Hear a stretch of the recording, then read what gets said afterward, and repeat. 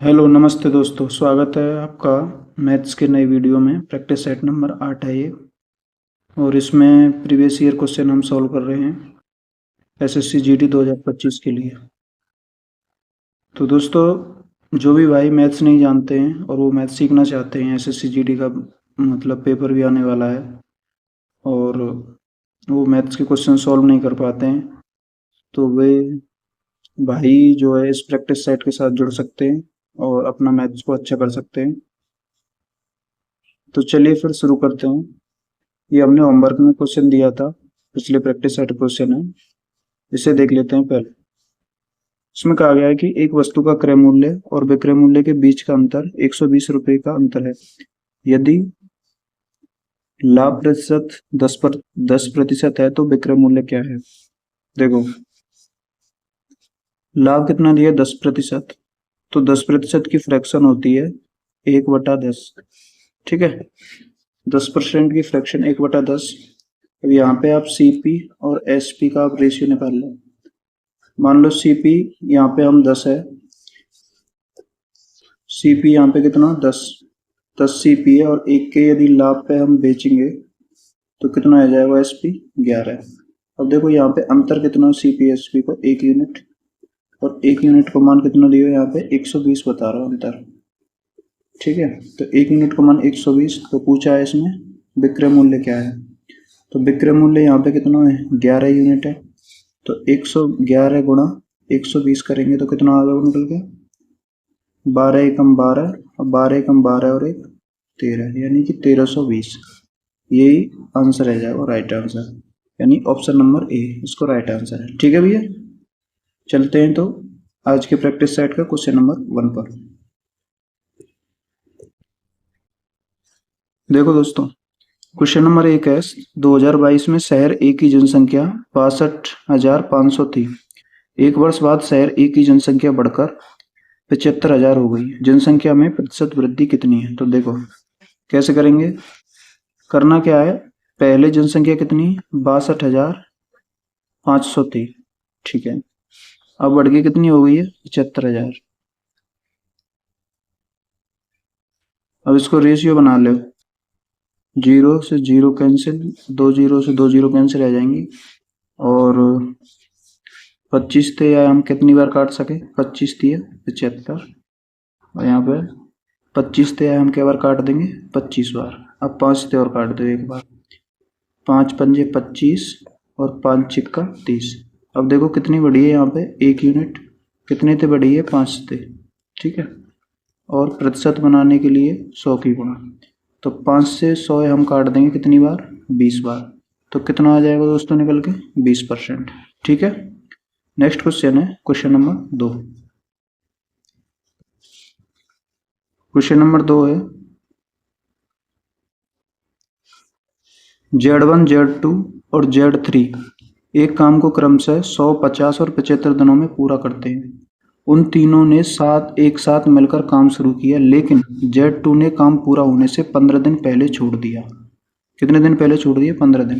काम कितने दिनों में पूरा हुआ। ठीक है, देखो सबसे पहले आप लिखो, एक Z1 है, Z1 है एक Z2 है, एक है Z2 और एक है Z3। ठीक है, Z1 100 दिन में काम करे और Z2 करे भाई 50 दिन में, और Z3 75 दिन में। ठीक है, तीनों को एलसीएम ले लो पहले। एलसीएम हमने देखो, एलसीएम कितना आ जाएगा, एलसीएम आ जाएगा भैया 300। ठीक है, 75 दूनी 150 और 75 चौका कितने आ जाए 300, यानी 4 बार, और ये कट जाएगा 6 बार, और 100 तिया 300। ठीक है, अभी हमने टोटल को एलसीएम लेके ये हमने क्षमता निकाल दी, 3, 6 और 4, तीनों की, Z1, Z2 और Z3 की। अब क्या करेंगे, अब देखो, लेकिन Z2 ने काम पूरा होने से 15 दिन पहले काम छोड़ दिया। किसने छोड़ा है भैया जी काम, Z2 ने छोड़ा है। अब देखो Z2 की क्षमता कितनी है, 6 यूनिट। अब Z जो है 6 यूनिट के हिसाब से 15 दिन में कितना काम करता। यदि Z2 मान लो काम यदि नहीं छोड़ता तो Z2 6 के हिसाब से काम करता आ रहा हो, और 6 यूनिट के हिसाब से 15 दिन में कितना काम कर देगा Z2, Z2 कर देगा मेरे भाई 90 यूनिट काम, ठीक है, मतलब 90 काम कर देगा। अच्छा, अब यहाँ में आप 90 और जोड़ दो भैया जी, कितना आ जाएगा, टोटल काम आ जाएगा 390। अब देखो, अब ये शुरू से लेके एंड तक, अब हमने Z2 पे 15 दिन को काम और करवा लिया, क्योंकि पहले तो जाड़ो ना छोड़ के, भाई जेड 15 दिन पहले जा रहा था छोड़ के, तो अब हमने जेड पे 15 दिन को और काम करवा लिया, तो टोटल काम कितना आएगा 390। अब देखो काम कितने दिन में पूरा हुआ। अब तीनों की क्षमता जोड़ दो, एक की है 3, 6 और 4, जोड़ेंगे तो तीनों की क्षमता आ जाएगी कितनी, 13, यानी 3 और 6 9 और 4 13, यानी टोटल वर्क है 390। और 390 में जब हम 13 से भाग देंगे तो ये कट जाएगा कितनी बार, 13 तिया 39, यानी कि कितनी बार कट जाएगा, 30 बार। तो यही आंसर आ जाएगा 30 तक। ठीक है भैया, समझ पा रहे हैं क्वेश्चन? हाँ, ऐसे ही करना भैया। अब देखो क्वेश्चन नंबर 3 पे हम चलते हैं। क्वेश्चन नंबर 3 कौन सा? क्वेश्चन नंबर 3 है ये, वर्गमूल निकालना है आपको, पॉइंट में वर्गमूल पूछो हमसे। अब देखो कैसे करेंगे, इसमें क्या करना है हमको। अब देखो हम ये डायरेक्ट करेंगे ट्रिक से। देखो 81 का एक वर्गमूल है, 81 आप जानते हैं कि 9 का वर्गमूल है 81, ठीक है। अब 81 के आगे देखो कितनी शून्य लग रही हैं, तो कितनी लग रही हैं भैया जी, 4। अब 4 में से आप 2 शून्य लगा दो आगे आगे, ठीक है, और फिर लग रहा पॉइंट, तो पॉइंट लगा दो, यही आंसर रह जाएगा आपको। ठीक है, तो कौन सा आंसर आएगा, ये हम डायरेक्ट कर लेंगे। ठीक है, नेक्स्ट क्वेश्चन है क्वेश्चन नंबर 4। क्वेश्चन नंबर 4 है भैया, ये रेशियो पूछो है यहाँ पे। रेशियो कैसे निकालते हैं, अब देखो रेशियो को बहुत शानदार तरीका मैं आपको बताऊंगा। देखो, एक दियो 4m, एक बराबर, एक दियो 5n बराबर 20c। अब कह रहा हूँ एम एन सी को रेशियो बताओ। अब देखो भैया, अब देखो आगे आगे वाली जो संख्या है ना, एम एन और सी के जो आगे आगे संख्या है उनको ले लो एलसीएम, यानी एलसीएम ले लो तुम्हें 4, 5 और 20 को, तो एलसीएम आ जाएगा कितना, 20। ठीक है भैया, अब देखो 20 से डिवाइड करो हमें, 20 एकम 20, 5 से डिवाइड करेंगे 20 में तो 5 चौका 20, और 4 से डिवाइड करेंगे 20 में तो 4 पन्ना 20। अब देखो एम एन और सी, इन तीनों को जो रेशियो आएगा वो निकल कितना आ जाएगा, 5 4 और 1, कितना आएगा 5 4 और 1, यही तो आंसर है। अब देखो कौन से ऑप्शन में 5 4 1, ये ऑप्शन नंबर सी। ठीक है, समझ पा रहे हैं भैया? नेक्स्ट क्वेश्चन है क्वेश्चन नंबर 5।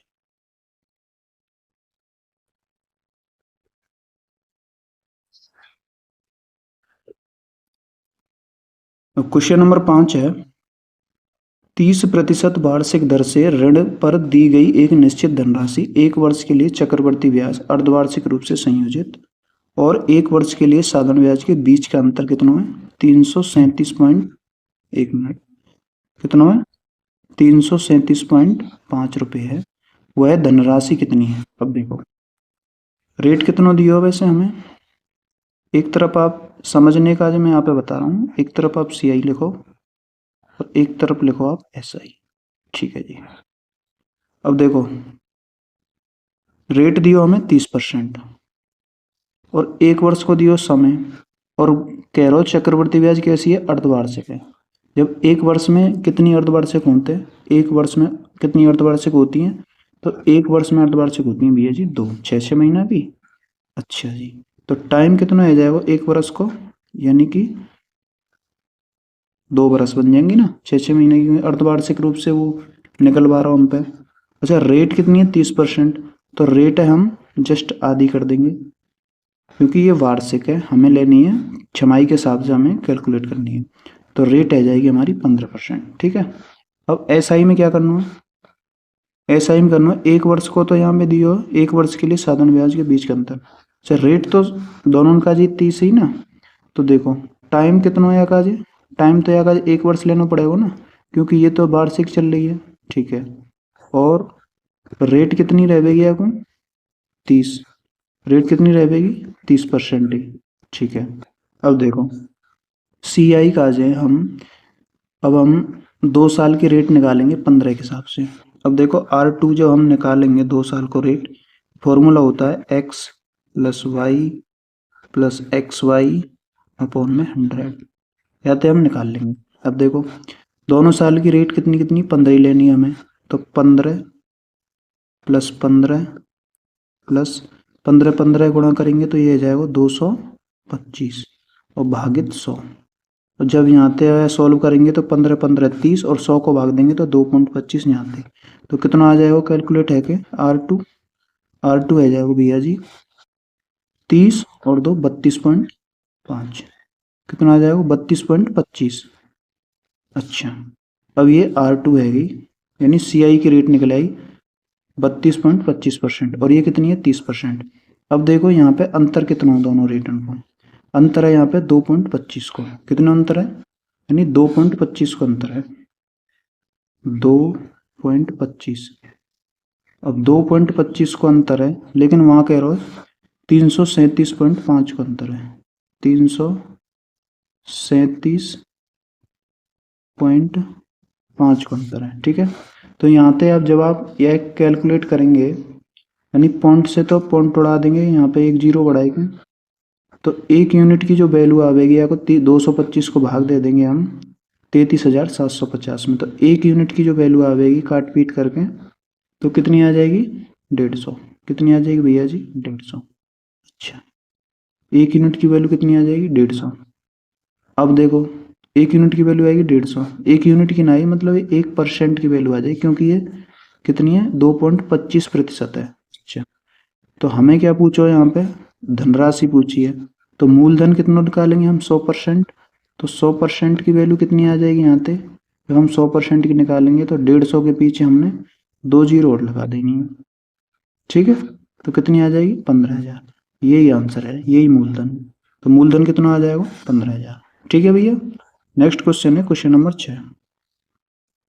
सुरेश एक कार को 36% की हानि पर बेचता है, क्रय मूल्य और विक्रय मूल्य का अनुपात कितना होगा। देखो सुरेश कार को 36% की हानि पर बेचता है, यानी CP और SP का रेशियो पूछो 36%। मान लो CP यदि 100 है, जो 36 की हानि पर बेचेगा तो 100 में से 36 घटाएंगे तो कितने की बिक्री होगी, 36 घटाई तो हमने ये बिक्री होगी 64 की। यहाँ से रेशियो निकाल ले, तो हमने 4 से काटो 25 बार और 4 से काटो 64 हमने 16 बार, तो कितना आ जाएगा 25:16, यही आंसर है। ठीक है, नेक्स्ट क्वेश्चन है क्वेश्चन नंबर 7। क्वेश्चन नंबर 7 है, एक धनराशि पर 7% वार्षिक साधारण ब्याज की दर से 350 का मासिक ब्याज अर्जित करने के लिए आवश्यक धनराशि ज्ञात कीजिए। अब देखो धनराशि निकालनी, यानी कि प्रिंसिपल पूछो यहाँ भी। अब फॉर्मूला होता है SI बराबर PRT अपॉन में 100। ठीक है, ये होता है फॉर्मूला। अब देखो रेट कितना दियो 7% और ब्याज कितना दियो 350, और कैसा ब्याज है मासिक, यानी कि 1 महीना का ब्याज है। अब 350 ब्याज दियो तो ब्याज की जगह पे ब्याज लगाएंगे बराबर, प्रिंसिपल हमें निकालना है, रेट कितना दियो हमें 7% गुणा समय कितना दियो 1 माह, यानी मासिक ब्याज दिए, यानी 1 माह की ब्याज दिए। ठीक है, अब 1 माह हमें ब्याज दियो, अब 1 माह दियो लेकिन ये हमें वर्ष में लेना है, तो 12 को हमें भाग देना पड़ेगा हमें, और गुणा में कितनी करनी पड़ेगी, गुणा में 100 रह भाई, ये नीचे भाई 100 पहले थी रह, अब 12 को और भाग देना पड़ेगा, ये वार्षिक आ जाएगी। ठीक है,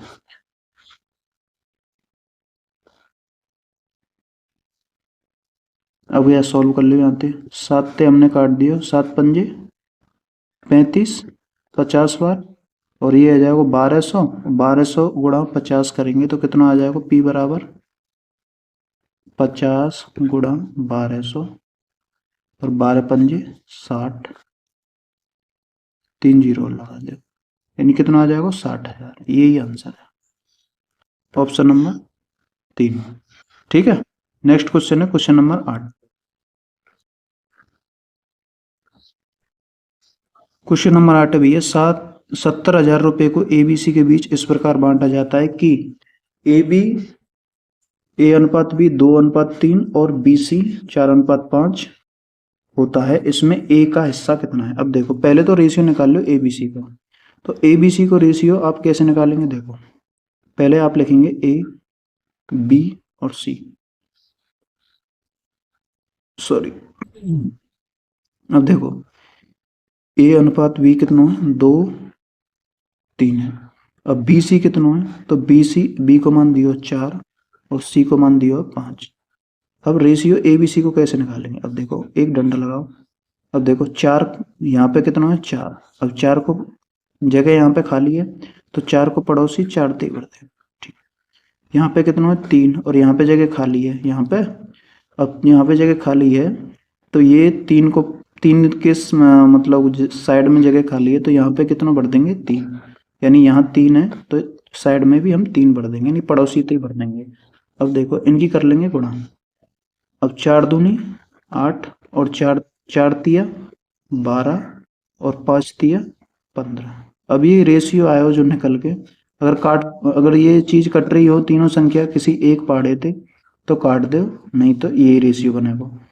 क्या ये कट रही है? ना कट रही, ठीक है। अब देखो इसमें A का हिस्सा कितना है? अब हमने टोटल कितने बांटने हैं? हमें 70,000। पहले तो ये जोड़ो सभी, 20 12 और 8 20 और 15, 20 15 हो जाएगा 35, यानी 35 यूनिट की जो वैल्यू दी है वो कितनी दी है? 70,000। तो 1 यूनिट को मान कितना आ जाएगा? 1 यूनिट को मान आ जाएगा भैया 2,000। ठीक है, तो पूछो इसमें A का हिस्सा कितना है? तो A को कितना है रेशियो? 8। तो हमें 8 की जगह और गुणा कर देंगे तो कितना आ जाएगा? 8 दूनी 16, यानी कि कितना आ जाएगा? 16,000। यही आंसर है। ठीक है भैया। नेक्स्ट क्वेश्चन है क्वेश्चन नंबर 9। क्वेश्चन नंबर 9 है,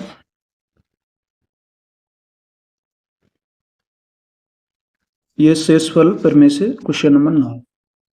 इसमें कहा गया है कि 58 की पावर 29 को 5 से भाग देने पर शेषफल कितना होगा?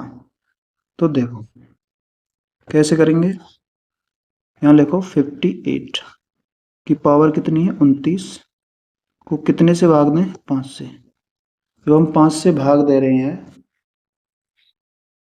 तो शेषफल निकालेंगे। कैसे निकालेंगे? अब देखो पहले 5 से हम भाग दे, 5 से जब हम भाग दे रहे हैं तो 5 एकम 5 और 5 एकम 5, बचे कितना? रिमाइंडर कितना बचेगा? 3 बचेगा। रिमाइंडर 3 बचेगा और पावर कितनी है ऊपर? 29। ठीक है, बटे में 5 है ये।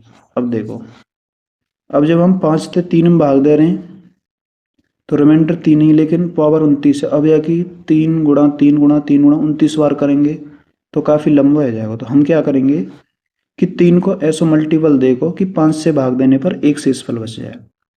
हम देख रहे हैं कि 3 की पावर यदि हम 2 कर दें तो ये आ जाएगा 9, और 9 में जब हम 5 से भाग देंगे तो रिमाइंडर कितना बच जाएगा? 1। कितना बच जाएगा भैया जी? 1 बच जाएगा। लेकिन अब रिमाइंडर पॉजिटिव और नेगेटिव दोनों बचते हैं, अब वो भी बात समझनी है तुम्हें। जैसे हम कोई नंबर में ऐसे भाग दें, पहले यह सॉल्व करो यहाँ से, ये बचेगा 3 की पावर यदि मैं 2 कर दूँ, ठीक है। अच्छा, तो 3 की पावर 2 करी हमने, और अब पावर कितनी है? 29। तो यहाँ पे कितना करना पड़ेगा मुझे? 14 करना पड़ेगा ना भाई। 14 दूनी 28 और एक 3 बचेगा, ये हमने ऐसे तोड़ लिए। बटे में कितना? 5। ठीक है, अब देखो ये कितना बन जाएगा? 9। 3 को स्क्वायर करेंगे तो 9, और 9 की पावर कितनी आ जाएगी? 14 गुणा 3/5। अब जब हम 5 से भाग देंगे 9 में तो देखो माइनस रिमाइंडर बचता है और पॉजिटिव बचता है, यानी नेगेटिव और पॉजिटिव दोनों तरह के रिमाइंडर बचते हैं हम जब किसी संख्या को भाग देते हैं। कैसे बचते हैं भैया? ये देख लो। जैसे आपके पास कोई संख्या है, जैसे मेरे पास कोई संख्या है 3 है, और मैं 2 से यहाँ में भाग दूँ, ठीक है। तो 2 से मैं भाग दे रहा हूँ, 2 एकम 2, रिमाइंडर 1 बच जाएगा। पॉजिटिव रिमाइंडर कितना आ जाएगा? 1। अच्छा, अगर मैं 2 से यहाँ में फिर भाग दूँ, 2 से मैंने यहाँ में दियो भाग 3 में, तो मैं एक बार एक्स्ट्रा भाग दे दूंगा यहाँ पे। 3 ते मैं एक बार एक्स्ट्रा दे दूंगा भाई। 2 एकम 2 एक बार दियो, और 2 दूनी 4। जब मैं 4 दूंगा तो 4 में से 3 जाएंगे तो कितना रिमाइंडर बचाएगा, यानी -1, यानी एक रिमाइंडर पॉजिटिव आएगा, एक आएगा नेगेटिव। ठीक है, जब नेगेटिव रिमाइंडर आ जाए तो जो हमारा भाजक है, ठीक है, भाजक में तो यह घटा देते हैं, तो 2 में से जब हम एक एक घटाएंगे तो पॉजिटिव रिमाइंडर कैसे निकालेंगे, एक ही आ जाएगा, यानी पॉजिटिव और पॉजिटिव, यानी रिमाइंडर हमेशा वैसे सही आंसर आ जाएगा एक, लेकिन नेगेटिव और पॉजिटिव दोनों तरह के रिमाइंडर निकालते हैं। ठीक है, ये बात पता होनी चाहिए। अब देखो, यह हम इसी तरीका से सॉल्व करेंगे। अब देखो, हम 5 की भाग दे रहे हैं, हम 5 को भाग दे रहे हैं 9 में, तो हमने दियो 5 एकम 5, एक तो 4 आ रहा रिमाइंडर, लेकिन वो है पॉजिटिव। हम नेगेटिव रिमाइंडर निकाल लेंगे तो -1 बच जाएगा हमारे पास में, यानी 5 दूनी 10, 10 में से 9 जाएंगे तो कितना बचेगा, -1, और माइनस के 1 की पावर कितनी है, 14, गुणा में कितनी है। अब देखो 5 को हम 3 में भाग देंगे तो रिमाइंडर कितना बचेगा, 3 ही बचेगा ना, ठीक है, बटे में 5 है। अब देखो एक की गुणा हम 14 बार करेंगे, एक की गुणा हम 14 बार करेंगे तो कि का आवेगा, पॉजिटिव को एक आवेगा ना, पॉजिटिव एक आवेगा, हाँ, क्यों आवेगा, क्योंकि ये सम संख्या है भाई। एक एक गुणा एक, लेकिन माइनस को एक है ना, माइनस को एक गुणा माइनस को एक करेंगे 2 बार तो कितना आ जाएगा, पॉजिटिव। तो ये पॉजिटिव यानी कि ये सम बार हमने, मतलब सम डिजिट में हमने गुणा करो, यानी एक और एक 2 बार करेंगे तो क्या आएगा, पॉजिटिव। यदि मैं यहाँ में एक बार और कर दूं -1 की गुणा तो क्या आ जाएगा, यहाँ तक पॉजिटिव और यहाँ तक फिर -1। ठीक है, फिर करेंगे एक बार तो कितना आ जाएगा, -1। तो हम जब हमारी जो घात जो है होती है, मतलब जो हमारी घात यदि सम संख्या में होगी तो माइनस की गुणा करने पर जो पावर हमारी सम होगी और नेगेटिव है बेस वा को, तो रिजल्ट का आवेगा पॉजिटिव आवेगा। ठीक है, तो एक आवेगा प्लस को, और गुणा में 3/5। अब 3 से फिर गुणा करेंगे तो कितना आवेगा, 3/5, और 5 से फिर हम 3 में जब भाग देंगे तो ये 3 से ऑलरेडी छोटा हो तो रिमाइंडर हम 3 ही मान लेंगे, यानी कितना आंसर आ जाएगा, 3।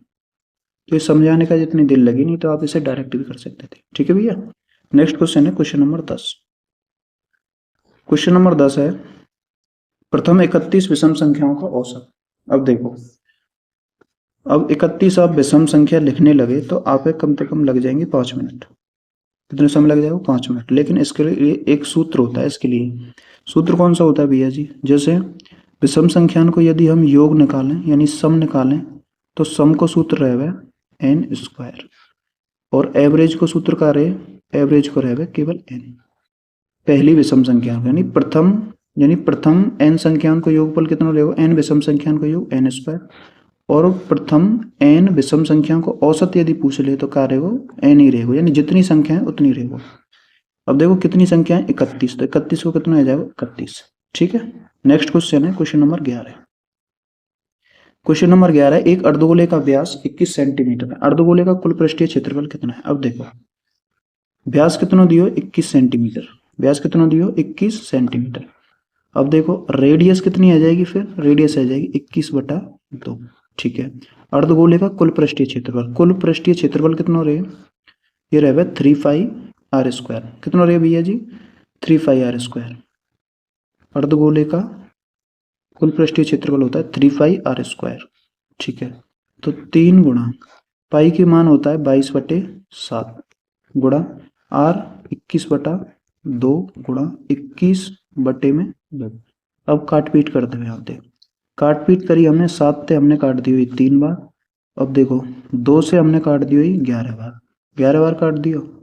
अब कैलकुलेशन करो, अब 1 2 नीचे बच रही है अभी, तो 11 थी 33, ऐसे करो 21 थी 63, और 63 गुणा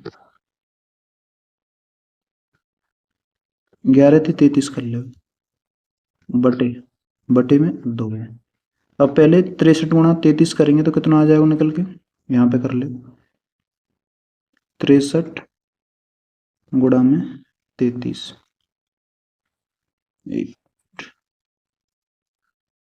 तो देखो 3 त्रिक का 9, और 3 छिंगे 18। तो एक बार और सर का एक लिख दो ऐसे ही, 9 8 17 10 और ये कितना आ जाएगा 2, यानी 2000 कितना आएगा 79।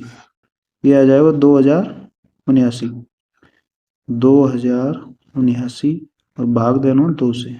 2 से जब हम भाग देंगे तो 2 एकम 2 जीरो, 2 तिया 6 और 2 नम्मा 18 और 2 पंजे 10, कितना आएगा 1039.5। ठीक है भैया। नेक्स्ट क्वेश्चन है क्वेश्चन नंबर 12। अब क्वेश्चन नंबर 12 क्या कहता है, 4 घंटियां 6 8 9 के 4 घंटियां 6 8 9 और 10 सेकंड के अंतराल पर बजती हैं। सभी घंटियां एक ही समय पर बजती हैं, लेकिन कितने मिनट के बाद वे पुनः एक साथ बजेंगी।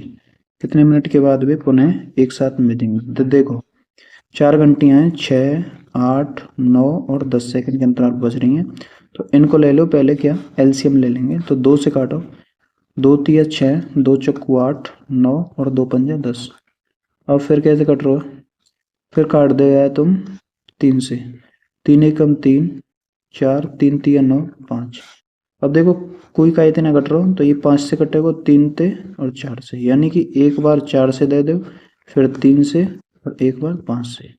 ये एलसीएम आ जाएगा, यानी 5 थी 15 और 15 चौका 60 और ये आएगा 3 दूनी 6, यानी 6 गुणा जब हम 60 करेंगे तो ये आ जाएगा कितना 36 यानी 360। अब लेकिन ये सेकंड में, तो ये आ जाएंगी सेकंड। अब ये मिनट में बनाने को हमें 60 से भाग देना पड़ेगा, तो कै बार चले जाएगा 6 बार। कै बार जाएगा 6 बार, यानी 6 मिनट या को कहा होगा आंसर आ गया, यानी 6 मिनट, ऑप्शन नंबर ए। ठीक है भैया। नेक्स्ट क्वेश्चन है क्वेश्चन नंबर 13। क्वेश्चन नंबर 13 है, अमन एक काम को 28 दिन में कर सकता है। अमन एक काम को कितने दिन में कर सकता है 28 दिन में, यानी अमन एक काम को कर रहा हो भैया 28 दिन में। कितने दिन लगा रहा हो अमन लगा रहा हो 28 दिन। ठीक है, वह कुल काम का कितना भाग 8 दिनों में करेगा। अब देखो मान लो मैंने टोटल काम मान लियो, टोटल काम मैंने 28 ही मान लिया, तो अमन की जो क्षमता आवेगी यानी एफिशिएंसी जो आवेगी अमन की, तो कितनी आवेगी एक आवेगी ना अमन की क्षमता, बिल्कुल आवेगी। 28 को भाग 28 में दियो तो क्षमता आएगी 1। कुल काम का कितना भाग 8 दिन में करेगा। अब देखो 8 दिन में कर रहा हो, यानी 1 की क्षमता है, तो 8 दिन में 1 की क्षमता थे, 8 दिन में कितना काम करे हो, यानी 8 ही करे हो कुल काम का, यानी कुल काम कितना है 28। यह काट दे तुम, 4 दूनी 8 और 4 सत्ते 28, कितना आ जाएगा 2/7। ठीक है भैया। नेक्स्ट क्वेश्चन है क्वेश्चन नंबर 14। क्वेश्चन नंबर 14 है, एक वस्तु का अंकित मूल्य 600 अंकित मूल्य 640 रुपये, यदि उस वस्तु पर 37.5% की छूट दी जाती है तो वस्तु का विक्रय मूल्य। अब देखो 37.5 को जो फ्रैक्शन रहे हुए वो कितना रहे हुए 3/8। अब देखो एमपी और एसपी, एमपी और एसपी, यानी एमपी कौन सा होया हमें 8 है छूट, यानी नीचे वाला एमपी रहेगा 8 और 3 की जब हम छूट दे देंगे यार तो कितना आ जाएगा एसपी 5। भाई 8 में से 3 गए तो कितना बचेगा 5 आएगा एसपी छूट देने के बाद। अच्छा अब देखो मान गई अंकित मूल्य कितना 640, अंकित मूल्य 640, यानी कितने गुना है यहाँ को 8 8 64, यानी 80 गुना। तो यहाँ को भी हम 80 गुना कर देंगे तो ये कितना आ जाएगा 8 पंजे 40, यानी कितना आ जाएगा 400। यही आंसर है 400। ठीक है। नेक्स्ट क्वेश्चन है क्वेश्चन नंबर 15। क्वेश्चन नंबर 15 है, 5 संख्याओं का औसत 36 है। 5 संख्याओं का औसत कितना है 36, यानी 5 संख्याओं का जब औसत 36 है तो योग निकालेंगे तो हम 5 गुणा 36, यानी कि योग कितना आ जाएगा भैया 180। ठीक है, प्रथम 2 संख्याओं का औसत अंतिम 3 संख्याओं के औसत का 1.5 गुना है। अब देखो संख्या मान लो ए बी सी और डी ई। अब देखो मान के प्रथम दो संख्याओं का औसत, तो ऐसे लिखो हमने 5 संख्या मानी हमने ए बी सी डी और ई। अब आने कही है प्रथम 2 संख्याओं का औसत, यानी पहली 2 संख्याओं का औसत अंतिम 3 संख्याओं के औसत का 1.5 गुना है। अंतिम 3 संख्याओं के 1.5 गुना को ऐसे लिख सकें 3/2। अब देखो अंतिम 3 संख्याओं के औसत का 1.5 गुना है, प्रथम 2 संख्याओं का औसत अंतिम तीन संख्याओं का। अब या को आप 1.5 गुना लिखाएंगे भाई, 2 को आप 1.5 गुना लिखाएंगे तो कितना होगा? मैंने 2 मान लिया, पिछली 3 संख्या हमने 2 मान ली, तो या को 1.5 गुना कितना आ जाएगा? 3, यानी ये कितना है? 3। अब लेकिन ये क्या है? एवरेज, एवरेज है अभी तक। औसत तो दियो, औसत की बात करिए यहाँ पे, ठीक है। अब यदि हम योग निकालें तो संख्या, 2 संख्या का औसत कितना आएगा? 3 यूनिट। तो योग की बात करूं तो 2 की गुणा करेंगे हम, ठीक है। या को योग निकालेंगे यहाँ 3 की, ठीक। तो 3 दूनी 6 और 3 दूनी 6, यानी बराबर आएगा ना, ठीक है। अब देखो प्रथम 2 संख्याओं का योग कितना है? अब जोड़ लियो हमने, 6 और 6 कितना है? वो 12, यानी 12 यूनिट का मान कितना दियो यहाँ पे?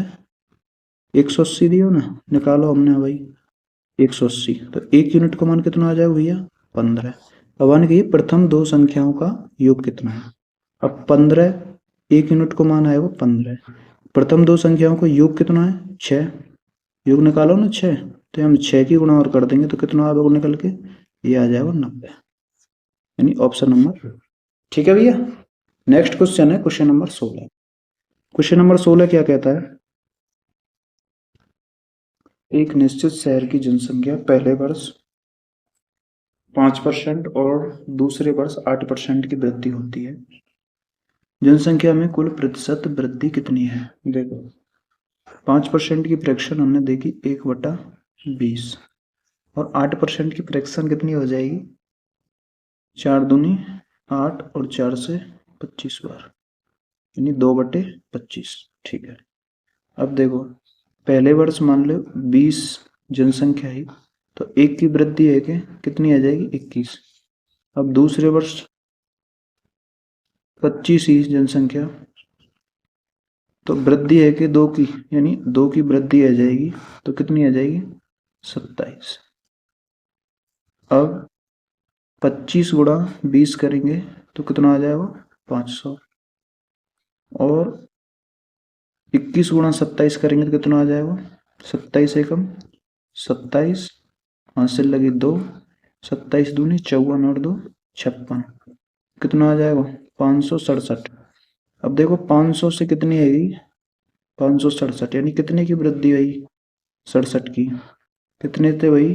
500 से, गुणा में 100, 2 जीरो से 2 जीरो कैंसिल, 5 का भाग जब आप 67 में देंगे तो 5 एकम 5 आ जाएंगे 17, 5 दिया 15, और बचे 2, 500 का 20, यानी कितना आ जाएगा? 13.4, यानी ऑप्शन नंबर 2 राइट आंसर आ जाएगा, ठीक है भैया। नेक्स्ट क्वेश्चन है क्वेश्चन नंबर 17। क्वेश्चन नंबर 17 है क्रय मूल्य और विक्रय मूल्य के बीच का अंतर 132 रुपये है, लाभ प्रतिशत कितना है? 20%। तो देखो सीपी और एसपी, मान लो सीपी यदि 100 रहा होगा तो 20% को जब हमें लाभ पे जब कोई चीज बेची जाएगी तो एसपी कितना आ जाएगा? 120। यहाँ से आप रेशियो निकाल लो, 0 से 0 कैंसिल करी हमने, और 2 से 5 बार और 2 से 6 बार, 5 से 6। अब यहाँ पे देखो अंतर कितना? 1 यूनिट का, लेकिन यहाँ कह रहा हो कि 32 यूनिट का, 32 रुपये का अंतर है, तो 1 यूनिट का मान कितना आएगा? 132, और विक्रय मूल्य कितना आ जाएगा? फिर विक्रय मूल्य है कितना? 6 यूनिट, तो 1 यूनिट का मान 132 है, तो 6 यूनिट का मान कितना आ जाएगा? यानी 6 की गुणा कर देगा हमें, तो 6 दूनी 12, 6 तिया 18 और 1 19, 6 एकम 6 और 1 7, यानी कितना आ जाएगा? 792, ठीक है। नेक्स्ट क्वेश्चन है क्वेश्चन नंबर 18। क्वेश्चन नंबर 18 है लघुत्तम समावर्तक, इसमें पूछा गया, यानी कि एलसीएम। क्या पूछो? एलसीएम। एलसीएम कैसे निकालेंगे? देखो पहला व्यंजक दिखे 2 की पावर 4 गुणा 3 की पावर 3, दूसरा दियो 2 की पावर 5 गुणा 3 की पावर 2, और तीसरा दियो 2 की पावर 5 गुणा 3 की पावर 6, ठीक है। यानी ये 3 व्यंजक दिए और ऐसे ही यहाँ पे निकले नहीं, यानी कि ये ए व्यंजक मान लो, ये बी है, ये सी है। 3 जब व्यंजक दिए और इनको हमें एलसीएम निकालना है, क्या निकालना हमें? एलसीएम। तो एलसीएम कैसे निकालेंगे? यानी 2, पहले हमें देखना 2 गुणा 3 है रही है सब में, ठीक है, यानी 2 की पावर हमें सबसे छोटी लेनी, लघुत्तम है ना, हाँ, तो 2 की पावर हमें लेनी है सबसे बड़ी। सबसे बड़ी 2 की पावर है 5।